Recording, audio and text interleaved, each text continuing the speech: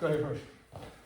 So look, check it out. Off of just hand fighting, right? Hand fighting. So going off of the way I do it, I give my wrist so they grab my wrist. That's if you go to hands out, then you grab the wrist. What I do is I pass their hand over and I grab it and hold it. I just do a wrist release. I go thumbs down, I pull my hand out as I lean in, right? So as I catch the wrist, I pull and I fall in, and there's my 2-on-1. I got my 2-on-1. Even if he's holding the wrist, I can still transition to the underhook, seatbelt, and play the whole ISR game. Right? With Mike's counter to my counter is if I counter Mike, but he goes through wrist, I go here, I break the grip, I go 2-on-1, seatbelt.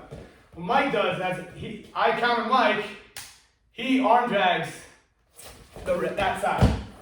So if you see like this, so Mike grabs my wrist, I grab here, I try to break it. Before I break it, he just arm drags that arm. It's trapped. Right, that's the hand fight thing.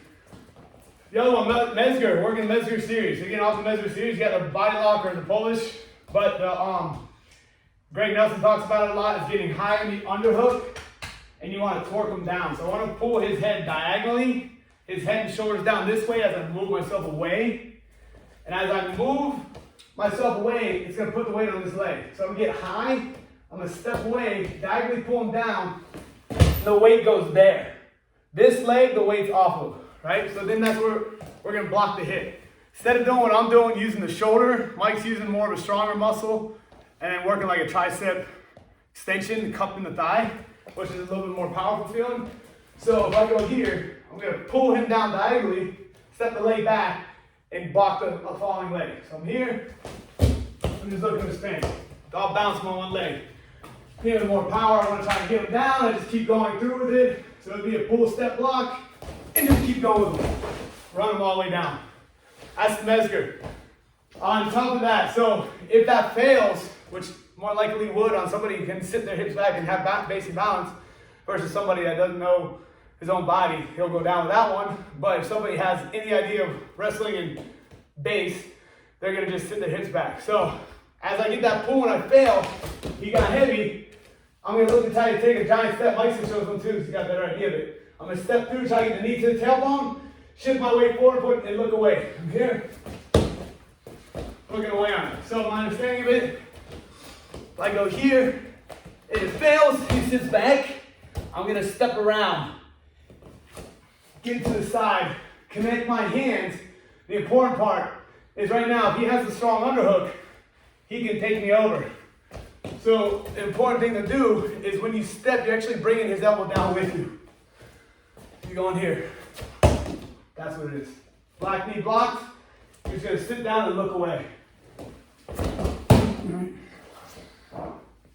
So that's the body lock or the Polish. So we can talk drill-wise. We can do finish the Metzger, get back up, work the body lock and stop. So the body lock and stop is where we want to spend a lot of time at. Is getting to here, looking away, and just sitting in a squat. Getting in that position. Second drill, if I fail at Metzger and it doesn't work, then I come back around for the body lock.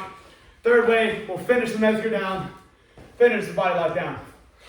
On top of that, Mike's got his combination where we're gonna do underhook knee tap. It's gonna fail. Go to a Metzger, it's gonna fail. He's gonna go to a front headlock, and then off of that, I'm gonna go into how to bring it down and choke him out. So because your first move's rarely ever gonna hit unless the guy just completely doesn't expect it, you have to work off of a sequence or a chain. And the first one being,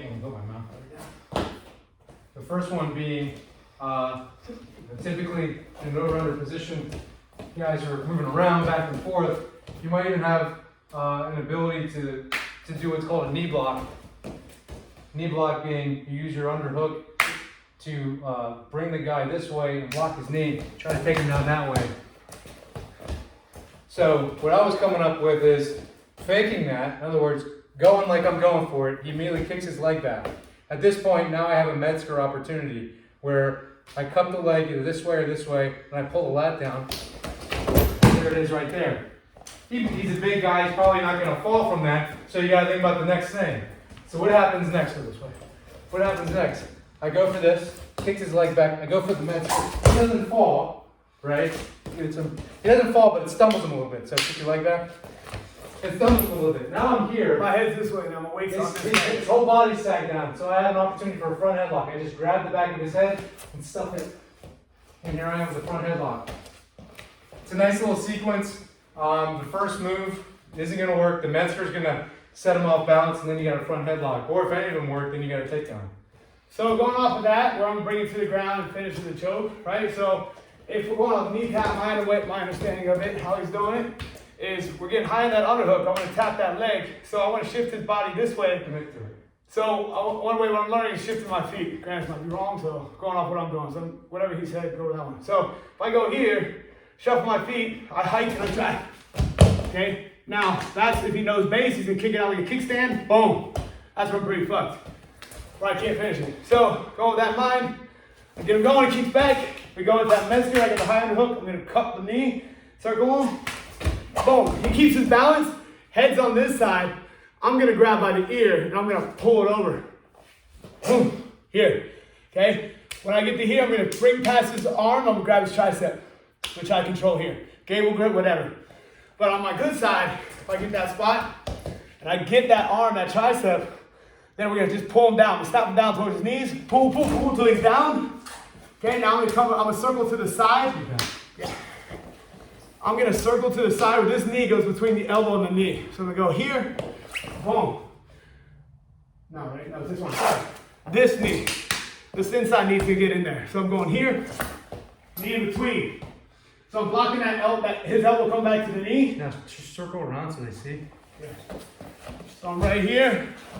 I got that knee inside, deep inside. So you can't really bring that elbow. My arm. My arm is stuck in there. I don't want him going here. Right. So I keep it out. out. My arm is stuck, and my shoulder's pressing against my throat right now.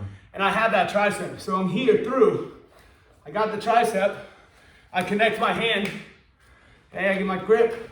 I'm just gonna fall back and roll to my head side. I have Mike's side. Pinch his head. I fall through the leg over, and then I just squeeze. That's gonna be the guillotine. But from there, if it fails, he pops his head out, I got an arm drag right here. Cool. I can kick, pull myself up, work my way back on the game here. Whenever you're talking, strike control, getting away. Serious. That was 8 minutes.